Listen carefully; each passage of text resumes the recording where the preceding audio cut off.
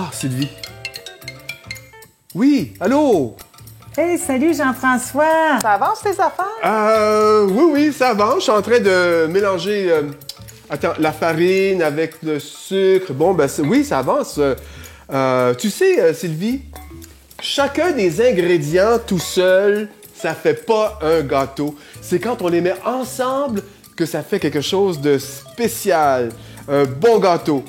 Ça s'en vient. Puis je suis content que tu m'appelles, Sylvie. Qu'est-ce qu'on va ajouter aujourd'hui pour faire le gâteau? Qu'est-ce qu'on va ajouter? Un ingrédient spécial. Ah! Du chocolat! Ah, c'est ça! Du chocolat. Tu sais, quand on fait un gâteau, c'est souvent pour une fête, pour un moment spécial, un anniversaire, une occasion spéciale. Et ça prend un ingrédient spécial et ça apporte de la joie. Et on a de la joie quand on fait ensemble un gâteau pour des gens que l'on aime. Certainement, tu as raison, la joie. Oui, et du chocolat, moi, ça m'apporte beaucoup de joie.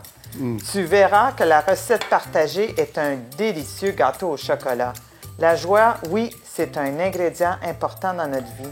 On a de la joie quand on fait plaisir aux autres, lorsque je fais quelque chose par amour pour les autres, lorsque je me donne. Et Jésus, lui, il est venu pour que nous ayons la joie et la joie en abondance. Et que j'aime ça. Wow! Écoute, et le temps du carême, parce qu'on parle du carême, Sylvie, le temps du carême, c'est le moment idéal pour trouver des occasions pour faire plaisir aux autres et à s'oublier un petit peu et à penser davantage à ceux qui nous entourent. Et cela, ça apporte de la joie. Wow! Quelle bonne idée! C'est pas compliqué, hein?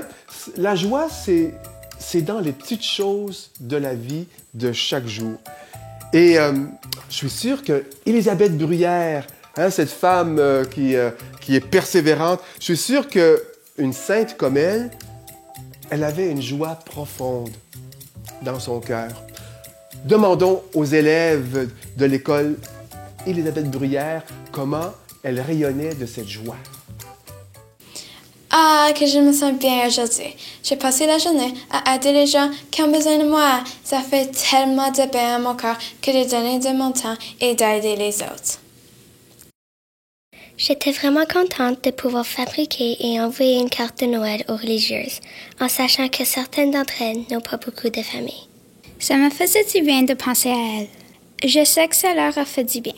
Elles me l'ont écrit dans une lettre en retour. J'ai hâte de recommencer.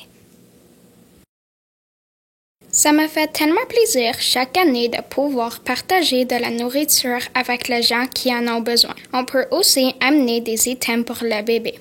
On dirait que je ressens une paix intérieure quand je pense qu'un si petit geste peut faire une si grande différence.